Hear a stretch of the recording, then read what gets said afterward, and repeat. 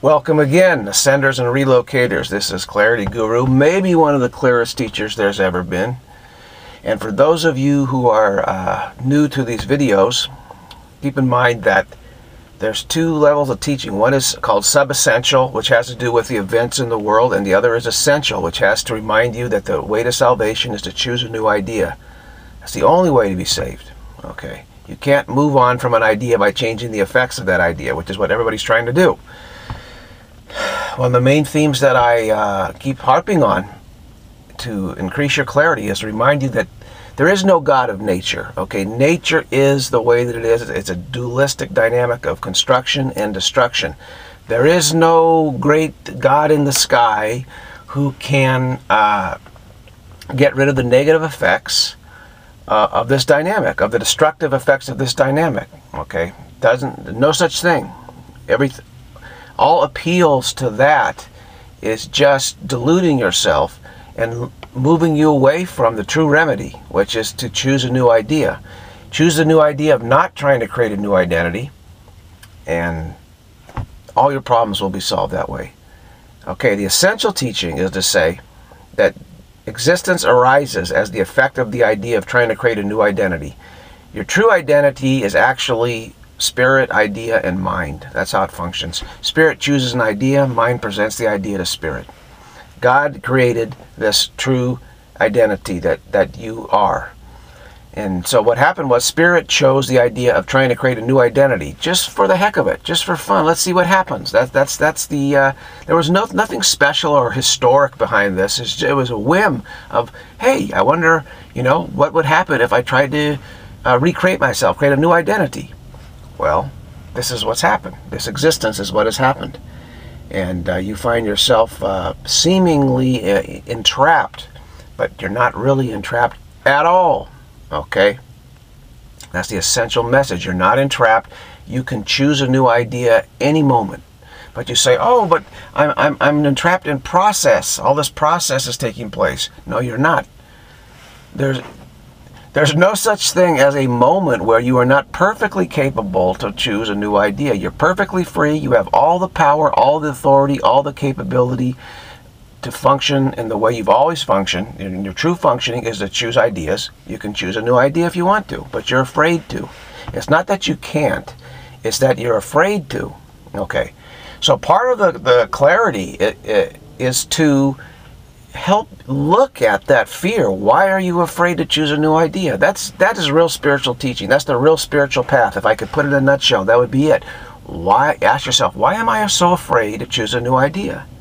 Okay, now, Clarity Guru has I've embedded myself here in the past to help you see the future. I've embedded myself in this illusion to help clarify how to get free of this illusion. I've embedded myself in this idea to help clarify for you that you can choose a new idea.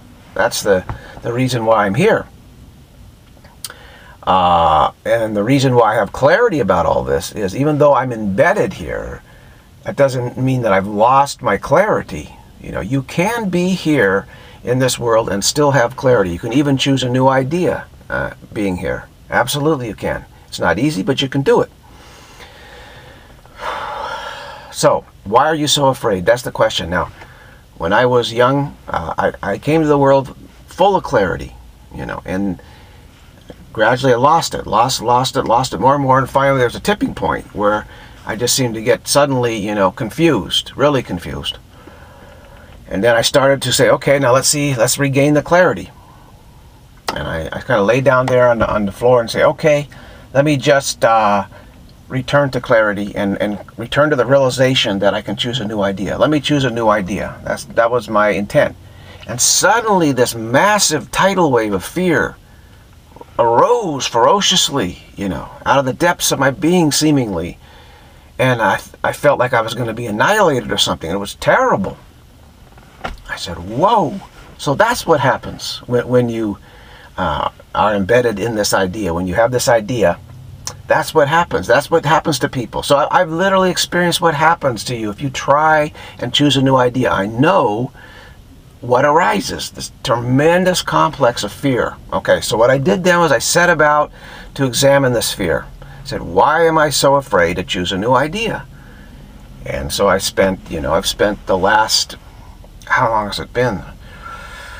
It's been 33 years of total intensity. And prior to that, there was 10 years prior to that of great effort. But it's been 33 years of all-out, total, no effort spared intensity. 33 straight years with never a break to examine this fear, okay? This entire complex, and I've been able to see through all of it, okay? It's just been a non-stop focus and concentration on this fear. Why? Why are we so afraid to choose a new idea? Because that is salvation. So literally we're afraid of salvation. We're so afraid we keep trying to substitute false means of salvation. And we try to worship those, and we try to turn them into religions, and we try to make it work. We think if we just stay with it with faith, if we have faith in it, it's going to somehow work. Let me tell you this. False way isn't going to work no matter how much faith you put in it, no matter how much time you put in it. It will never, ever work. Okay? Because essentially it's all the same thing. It's trying to find a way to change the effects of the idea and get the positive, constructive effects of the idea without the negative, destructive effects of the idea. It's trying to find some way, trying to make some deal. You cannot make any such deal. Okay, to make such a deal would negate God itself. Okay, because reality is set up for ideas and effect to have effects, and to those ideas and effects to be one. You cannot separate them. Okay, that is the nature of reality. To try and believe you can separate cause and effect is to believe you can separate God from God-created identity, ideas from their effects. Essentially, it's saying you can negate God. Okay, you can negate, because that is the will of God. Reality be the way it is. If you believe you can negate that, you believe you can negate God. So you're really trying to negate God. Now that is frightening. Okay, so that's a large part of the fear, is you think you're believing you can somehow negate God. So one important step is to realize you cannot negate God at all.